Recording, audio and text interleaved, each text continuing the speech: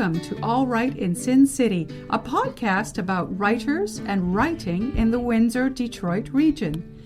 Your podcasters today are Irene Moore Davis, author, educator, and local historian. Kim Conklin, Windsor-based writer and filmmaker. And me, Sarah Jarvis, former bookseller, publishing rep, and literary festival chair.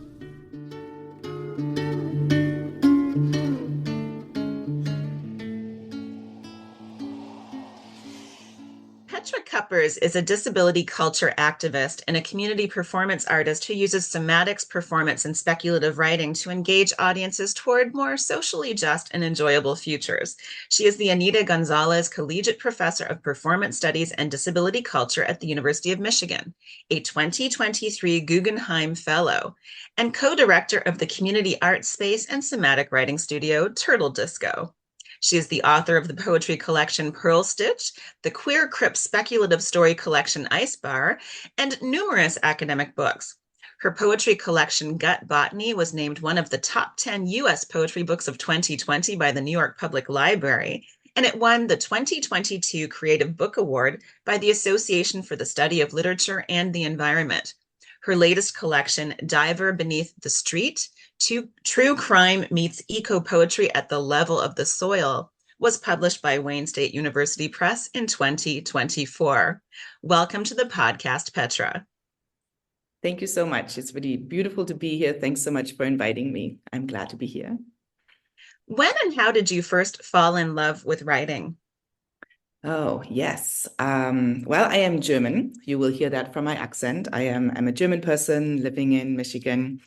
And I fell in love when I was quite a little child. I was reading voraciously. I loved reading. And pretty soon I got involved with the kind of fairy worlds, the kind of, the saga worlds, the creatures that lived in the rivers around me. And I began to write about them. I quite early on began to think about what lives around me and what kind of different animations there are around me. And the other thing I did as a child was to write crime stories. I was trying to be like Agatha Christie or something. So I remember writing these stories and on like A5 was the dimension of the paper. And I had all these A5 sheets with handwriting, beautiful cursive child handwriting. And I would stitch them together with red thread and make little bows in them, and they would often revolve around the smell of almonds, like cyanide, those kinds of stories. That's what I wrote when I was in middle school. So all of that together has come together now to form this wonderful collection. Isn't that interesting? You were always meant to do this. Yes, I think that's absolutely right. That's exactly how I feel about it. Every single one of the collections have their own grounding in where I come from, where I live, how I live. And this one really does go back to these early crime stories. Well, in your preface, you say that this book began in 2011 when you picked up a tattered paperback, The Michigan Murders, in the Ann Arbor Public Library and began reading it en route to the Detroit airport. Did these stories start to find their way into your writing immediately? And when did you know that this was going to be a full poetry collection? That's a great question. And yeah, I got to think about when that exactly happened. So yes, I remember this very vividly when I was thinking so much about how to traverse space. I'm a wheelchair user. I use a scooter and I use a wheelchair. So as someone like that, I always have to think about how I get from A to B. So this is why in my introduction it says that I'm literally on my way to the airport, because figuring out how to get myself with a wheelchair to the airport is important for me to do. I can't just do what everybody does. I have to always think through all the steps. So and there I found this book, and it was fascinating. And then I met many people who had read the book. I met many people who knew the stories of the Michigan murders. I met people who knew some of these women. So I just, as time went on, and I was beginning to become more and more of an inhabitant of Michigan, of Ypsilanti and of Ann Arbor, I became more attuned to to the traces of these stories on the land. So much of these stories seem to me about how women traverse space. That's the connection to my wheelchair story. How women are hindered from traversing space, how women are judged for moving through space, hitchhiking or using a ride that they find on the notice board of the student union. People get judged for women get judged for traveling this way, not people, but women and non-binary others get judged for how they traverse space. So that was the beginning hinge. That was when I got really interested. And then my wife and I bought a home in Ypsilanti, and it turned out that we lived on the same street as the murder house where we were living in the same street. Just a few houses down was the house where they found the final clues that convicted the killer. And I think it was at that point that I began really writing about this. And most of the writing happened during the lockdown, the COVID lockdown, because we were all thrown back into our neighborhoods, right? We were all just hanging at home. There was a lot of writing, a lot of thinking about the spaces we were in. My book is full of spiders that were keeping us company in the house. And I just, with my little scooter, I just went on these walks in the neighborhood, which I hadn't really done so much before. I was driving around like most Michiganders do, but I was walking in the neighborhood. So I was coming by this house all the time. I became very aware of what kind of plants are in all the gardens around me. And I began researching what the history of this land was, like how this land, College Heights, the College Heights neighborhood in Ypsilanti, how it looked in 1967 and 1969 when the Michigan murders happened. What was there? What was there before it became the kind of neighborhood it is now? So this changing land use became also part of the story of the collection. What a serendipity story. You almost had to write this book. So, in comparison to your previous work, what was it about the process of creating this collection that was different for you? How did it change from other works? Yeah, thank you. First, I probably need to say what's similar, and what's similar is this attention to the natural world. So that's probably the line that runs through all my work. It's eco-poetry. I'm very interested in what it means to be surrounded by both natural, suburban, and urban forms. I am very interested to be in touch with plants. What was different in this collection was that I was interested in going deeper down. I was diving in. I'm the diver beneath the street, so I'm diving into the soil. I got really fascinated with, well, how do I tell the story of violence? Both the violence of the Michigan murders, 67 to 69, and also the serial killer that was active in 2019 in Detroit.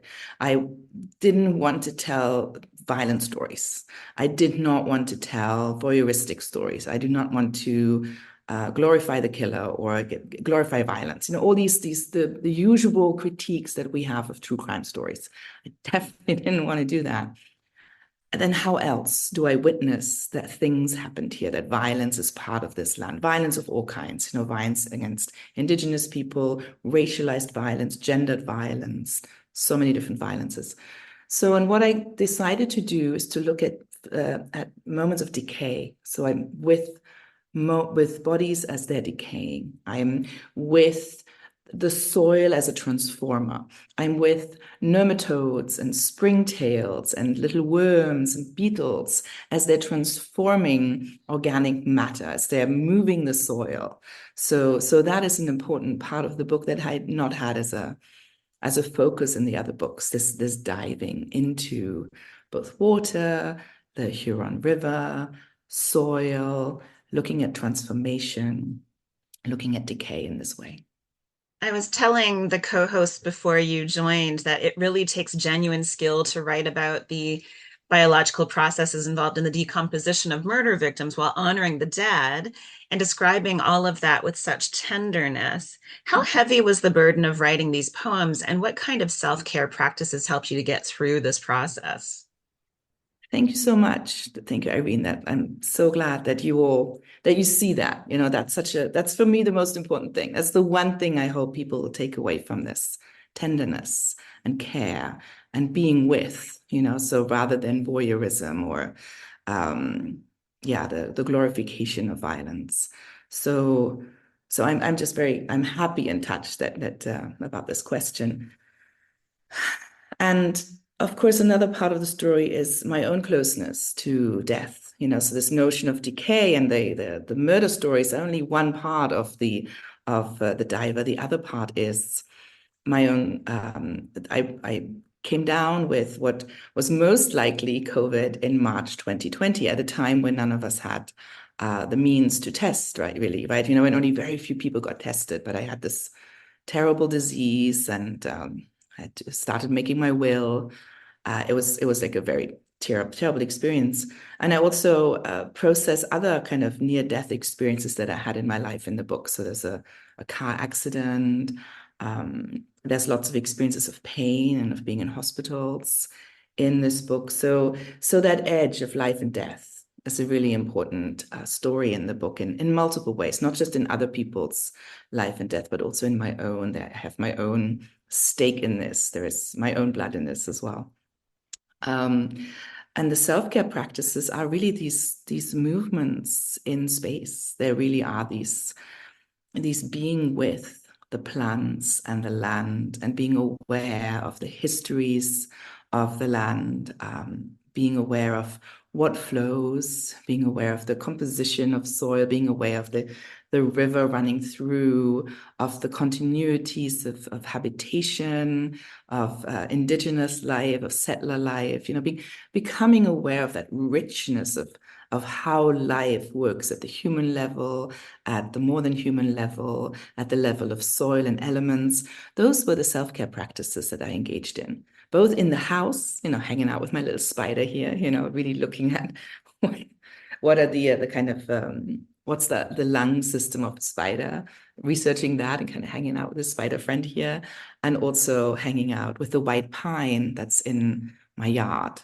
so, and I do talk about, and not a self-care practice, but a care practice by a friend. So I have an herbalist friend called Beth Currens, who made tinctures for me from the white pine that's in the yard of the house that my wife and I share. So she took the boughs of the white pine that had come down in storms and made this beautiful tincture out of it, which is really helpful for respiratory stuff. So I was drinking that while I was writing this as well. So there's these lovely community care practices that are part of this. Wow. And as we've talked about, there's such a strong sense of place in the book, not least the streets that you live on. So what impact has living in Michigan had on your writing and on this collection in particular? And would you mind sharing how long you've lived in Michigan since you came from Germany? Yeah. So I came from Germany on a circuitous route. It wasn't straightforward. I lived for 10 years in Wales, in the UK. I lived in Aotearoa, New Zealand for a while, and in Australia. And I lived on the East Coast for a bit as well. And in Texas. I did live in Texas for a little bit. So I came to the University of Michigan in, I believe it was 2009. So quite a while now, right? So quite a bit. But for a while, I was one of these people in an academic relationship where I was in one place teaching at the University of Michigan, and my partner at the time was in California. So I was like, whoa, like going backwards and forwards in a way that's very unsustainable, not good for the planet, but it was fun. And then eventually I did meet my wonderful wife, poet and dancer Stephanie Height. And we got together. She's a Michigander. She's born and raised here. So that was extremely grounding and wonderful for me. I really began to get a sense of more of a sense of what it meant to be here. So we're both water babies. We swim in the lakes. We swim in the river. We really, she allowed me to really put down roots here. So that is a very significant part of being here. I had the pleasure at the time when I came, the University of Michigan offered multiple courses in Anishinaabe, the Ojibwe language, and I was able to take some courses in the language. I don't speak the language. It's a just taking 2 courses is not enough for me to speak the language, but it allowed me to get a sense of the grammar of the language and the grammar, and that is in some ways a grammar of the land. So I was very interested in writing in ways that would bring the vibrancy and the aliveness of land and land relations and ethical land relations to this writing. So that is another Michigan story that's processed here. And yeah, and then I just really love living in Ypsilanti, which is it's a diverse place. There's lots of different people living there. There's lots going on, and it's a very queer place, which was also central to the diver. So I do talk in the book a little bit about Turtle Disco, which is the movement and writing studio that Stephanie and I co-lead in Ypsilanti, and which started 7 years ago now, actually. And initially, it was a place where local disabled and queer folk, or people who identified around somehow along those lines, could come, and we would be engaged in movement, meditations together, in writing together, dance work together. And then, of course, the pandemic hit, and we went online. So right now, Turtle Disco is a fairly international place. People come from all over to our weekly offerings. But we're beginning slowly to get back into creating that neighborhood feel, where people can come with their bicycles, or they can walk to us, and that is just that's beautiful that we have communities like that in Michigan, where you can still do that, where you can create this community feeling. That is wonderful. And we do remember having Stephanie here on the podcast with her book, Psych Murders, which was another exercise in a challenging topic done extremely well. So what impact has your practice as a community performance artist had on your writing and on these poems? How has that intersected? Yeah. Yes, that's also a lovely question. So not so much in this book. A lot of my writing is intersected and is montaged, not in this poetry book, not in Diver Beneath the Street, but in my academic work, my other work, my academic work, my activist work. I publish a lot of material that is co-created with multiple people, where I'm hosting many different voices, often voices of fellow disabled people. And that's a very significant part of my presence in the writing world, slightly separate from the poetry world. The poetry is really where I'm exploring a sort of my voice, but my voice in connection with these multiple voices of creatures and of experiences. So there are many traces of community work in here, and they are mainly through the witnessing of practices that we're engaging in on the land. So many of the poems, as I'm sure you noted, says while drifting during a particular performance. Many of the of the poems have that as an epigraph, and it tells you that I was with other people, dancing with other people, being in skin touch with others, as an inspiration for the writing. The writing becomes a performance remnant, becomes a performance witness. And I think that's a really beautiful and particular aesthetic to my own work. This is what makes me very happy. These pieces are memory pieces of moments of a particular walk that I took, or a engagement that I had with a group of people, or with one person, the kind of intimacy of being in performance practice together. So, how much impact did your editor have on the final structure of the book, the way the poems are divided, and how much of that reflects the way that you originally envisioned this collection appearing? Oh, that's interesting. Yeah, I didn't really. I love my publisher. My publisher is just absolutely fabulous. I love working with Wayne State University Press, but we didn't really have a kind of editorial relationship like that. I think like many poetry books, people take them. There might be a comment here or there, but there wasn't like a lot of back and forth around that. I think what the main aspect of the book that this wonderful editorial team at Wayne State University Press, what they're bringing to it is this incredible visual richness that they're allowing to happen in the book. So I give them the text, and then they ask me, Petra, well, how would you like this to look? And I gave them one image of a skeletonized leaf, you know, like, and it was just like any image. It could be, and I said, this is just open. The designer can work with however they want to. These are the sort of ideas I have. And then every time I do this with them, they're creating this beautiful object, and they're, you know, they're using colored interleaves, you know, so I'm showing here right now an orange interleaf. So there's this beautiful orange, very richly colored material that's at the front and at the back of the book. You have this lovely design where you see a skeleton of a leaf, and then you see the announcements of, you know, poems by my name. They are like in little red markers, which look like crime markers. You know, they're just, so there's just incredible attention to design that very few books get. I'm showing right now a page like throughout it. So there's a section heading. This is just section 5. You know, they're just like numbered sections.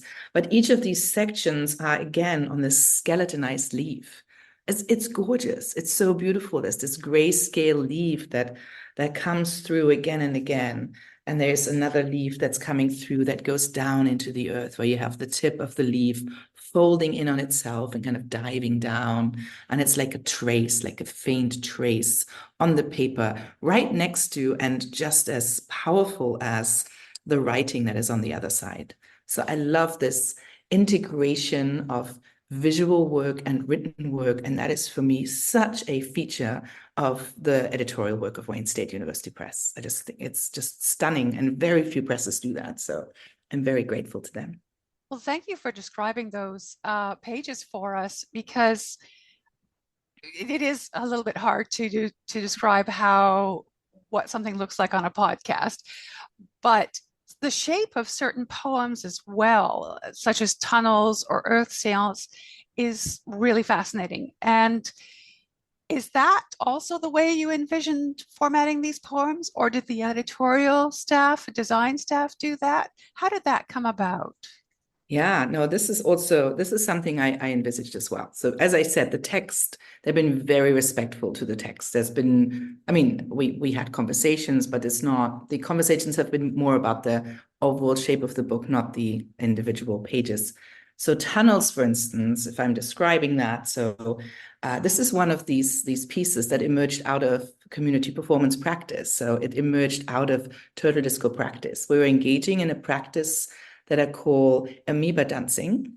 And it's like an amoeba. And it's a sound practice where we're dropping sounds into our bodies. And the sound is like an O. I'm just making the sound now, like O.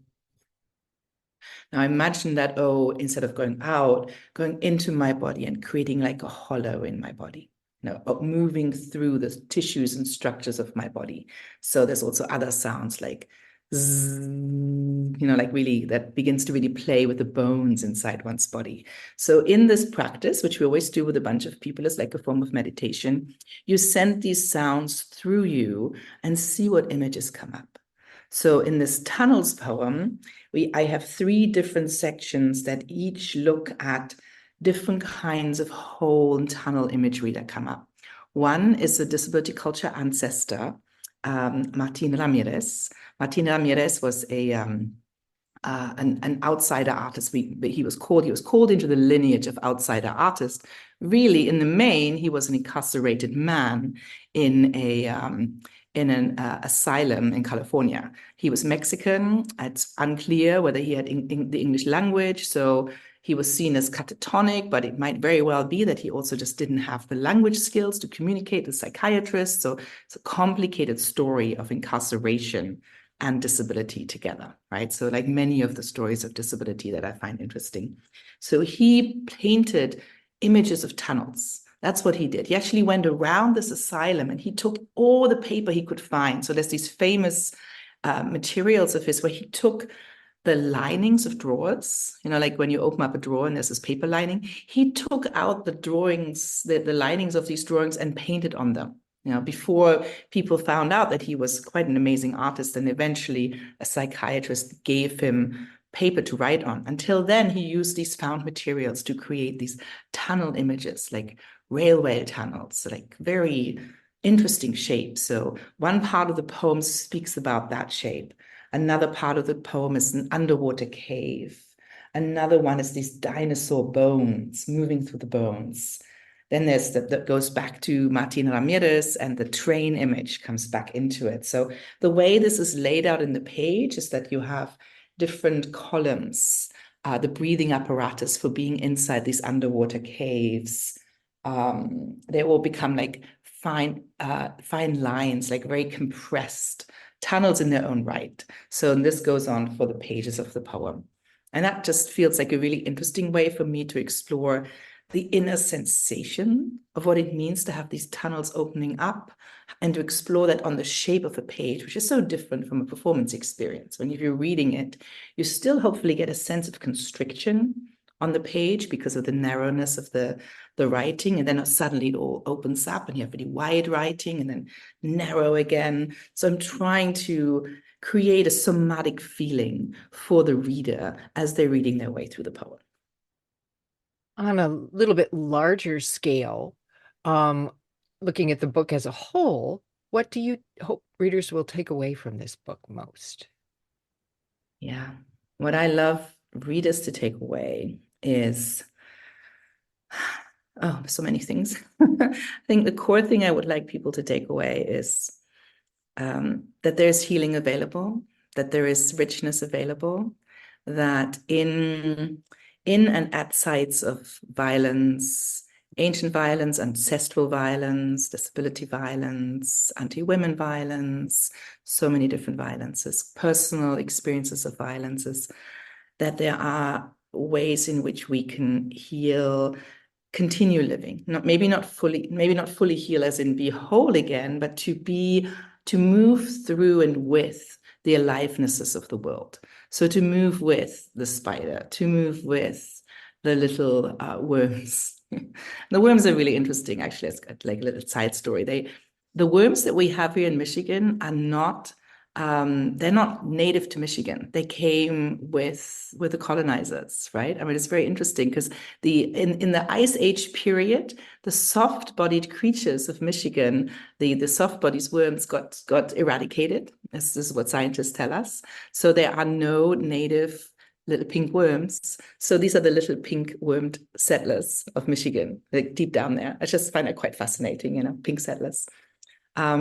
So getting involved with these kinds of stories, getting involved with these kind of creatures can give you a different sense of who is on the land, whom we're living with, whom we're cohabitating with, how we can be in ethical relationship to one another. Those are the kinds of stories I love people to take away. I love people to take away the story of Beth's tinctures for me.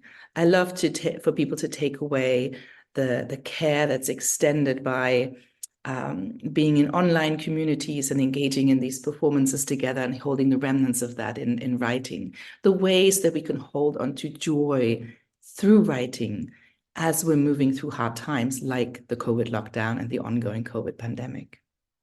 So, notwithstanding that this book has just been released, are you working on any new writing now? Yes, I am working on new writing. So I'm so grateful to have received a Guggenheim Fellowship this year. So, which is just amazing. It's just one of these gifts of the goddess that I can barely still wrap my head around, right? So it's just a wonderful thing. And I got this for a project called the Crip Mad Archive Dances. So Crip is a in-community word for disabled. MAD is a word that many psychiatric survivors, mental health system users, mental health survivors are using for themselves. So Crip and MAD have both these feelings of in-group words. And I'm looking at ancestral traces, how to find disabled and mad dancers in the archives. And I'm using a lot of the techniques that I'm using in a diver to do that. So I'm always having that personal connection. I'm always going out and touching lavender. I touch, sage. Today I was spending time with the ginkgo bilboa tree to think about memory, holding the leaves. And it's winter, so the leaves of the tree were not on the tree. The tree is bare, but I found some desiccated leaves on the ground, and I was holding these brown earthy leaves of the ginkgo biloba tree, which are these fan-shaped, beautiful leaves. So I couldn't believe it. I just found that today. I was just thinking about plants and memory together. And of course, one of the plants that's so associated with memory is the ginkgo tree. And I walked into the city garden here and there was a ginkgo tree. Amazing.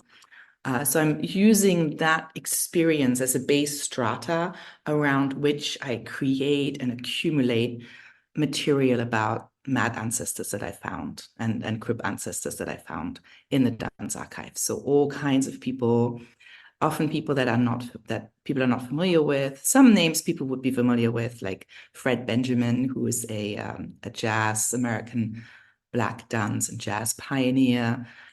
He's in this archive that I'm building. Václav Nijinsky, a ballet, European ballet dancer who spent the vast, the later half of his lives in asylums and also passed away in one.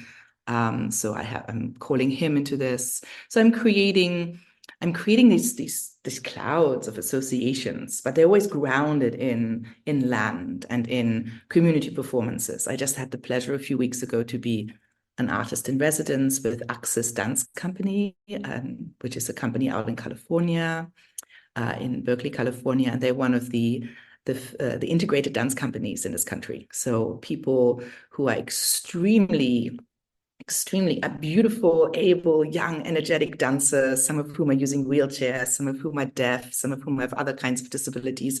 They dance together and create these amazing spectacles. They are just what I would call a super crip. I'm a woman of size. I don't move easily in the world. I live with pain. So I'm not one of those kinds of disabled dancers who can do all kinds of amazing things with my wheelchair. But these young, wonderful dancers could.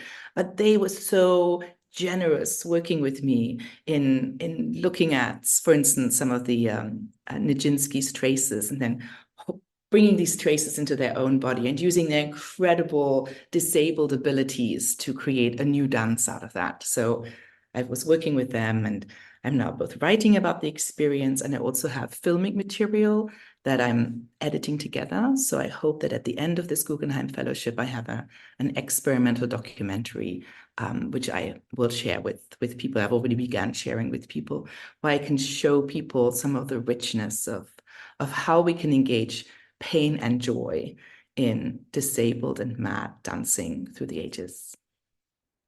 Oh, amen to that. We'd love to hear some of your work. You've described it beautifully. Would you like to read some of that for our listeners? I would be honored. Thank you. And I'm going to start with a poem that gets us right back to your first question about what I started writing with, right? And I mentioned the fairy tale. So this is very much located in Germany, which is, yeah, you'll see. All right. So this is The Dancing Princesses. Dancing Princesses. An unknown number of princesses vanish at night. They go down a trapdoor in their bedrooms, sisters all. The hole in the ground leads to a winding path. The path enters a silver forest, then a golden forest, then a forest of diamonds. The detective who follows them in an invisibility cloak breaks a bough. The trees scream. The unknown number of princesses arrive at a lake. An unknown number of princes and princesses await them with boats. They hitch a ride, and the invisible detective jumps in with the youngest princess. Her swain complains that the boat is heavier than normal. The princess says, "It's the heat. We are all getting tired." The company arrives at a castle. They dance the night away. At 3 a.m., the shoes of an unknown number of princesses are worn through, in tatters, with holes, decayed and fragile. They all, including the invisible detective, run home, up the staircase, through the trapdoor, across the creaky floorboards, and are found asleep the next morning. There were 2 brothers by the name of Grimm. They collected this tale, a story brought to them. Sometimes unnamed women garnered the stories, detectives at the hearth, informants, ethnographic practices in the German countryside, fantasy police procedural. To warn of the dire wolf, to not go out at night, to see your true, true love in a lying mirror, to dance in burning coals. Wesens live all around you right now. In the Grimm story, the detective is an old, tired soldier out to gain a wife and a kingdom if he finds the answer to the vanishing women and their danced-out shoes. There are few answers, and only a handful that would stand up in court. In this story, numbers are not endless, numbers huge and obscured. Detectives hurt others in their hunt. Trees scream with a train whistle. This poem could be printed on a piece of old t-shirt, worn and velvet from washing and from the rain. Maybe a mouse pilfers threads for its nest. A swallow shits on it, coming home into the barn's high beams after hunting and eating a thick, furry moth. Women vanish, are accused of going dancing. Kings and queens alert them to danger and seek to imprison them with heavy door locks and golden keys. The danger comes from the soldiers out there. Good citizens blend in to fool. The youngest princess, not 14 years old, climbs into her ride. A boat of a car, fins slice the air, traverse the moat. The princess, so dark, so fair. In the night, sleep in the golden bough, sleep in the abandoned lot. Diamond eyelids blink cat's eyes for the club.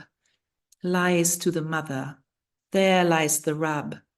The candyman brings the dope. The rope swings in the barn. The neighbors spin the yarn. Rumpelstiltskin should be recognizable. That's all they ask for, like a hunchback in an identikit. Clouds vanish in the clear cat lantern jaw, the maw of suburbia. I'm going to read Reintegration. It's just one of those decay poems. Reintegration. She has difficulty writing, even imagining that girl's body, her life, what she might have been feeling, writes Donna de la Perrière in Works of Love and Terror. That's the epigraph. Beetle transports human hair to its burrow. It's down, she's down. Hair nests deep beneath earth, long black hairs loosened, wound around adhesive footpads, pulvily. Welcome to a new home of soil-based grease. Lawn care feelings echo the earth's rotation. Sunshine warms the entry hole till it glows. Deep beetle sees the round ahead, a gloriole, a halo. Beetle saints strip tiny bits of hair, toe-headed child's clippings become plush fillings for larvae featherbeds. Grass verge feels the trap between the cambium's pure water. Tree feels effluvia flow in progress. Suck. Black paint dappled onto green leaf feelings, rosy glow. Road divider wild plant feelings, grass kneels down. Tree umbrellas with the widest arms reach to neighbor. Shade and scorch releases fluids. Cadaverine particles soak into clay, bind with kaolin that bakes into whiteness. Grass feels pressure when a line of policemen tramp. Tree falls after the arson fire jumps over the barn into its arms. Grass feels the impact this time, heavy. It booms. This is no casual throw, no careful positioning. This hurts. Mud churns milk-like from earth and rain. Shoe ballet mashes wine grapes. Chlorophyll juices squelch into a broth. Sparrow jumps into shoe print. Worms sing round O's. Dark world pecks them into twos. Each survives, thrives, deeply tucked into narrow tunnels of clay-cool earth. Touch the worm's hind part. Galvanized taste buds signal the feast. Blowflies land in aromatic clouds. Taste of salt leach far. Ring crystals spread a root bale. Bloat and release. The bubble sinks to the sigh of leaves. Shift phosphorus bioavailability. Change graphs. Use asphalt to neutralize the last nitrogen. Fix it into soil. Find the ancient photograph. Tender skins baked deep before spring rain can wash it into the river. Feed algae bloom, a blossom to honor the dead. Beautiful. Our guest today has been Petra Kuppers. The book is Diver Beneath the Street, released by Wayne State University Press. Thank you so much for joining us. Thank you so much for this beautiful interview. Thanks for joining us. Look for more episodes of All Right in Sin City wherever you listen to podcasts, or check out our website, allrightinsincity.com. For information and announcements of new podcasts, sign up to our email list or follow us on Facebook and Twitter.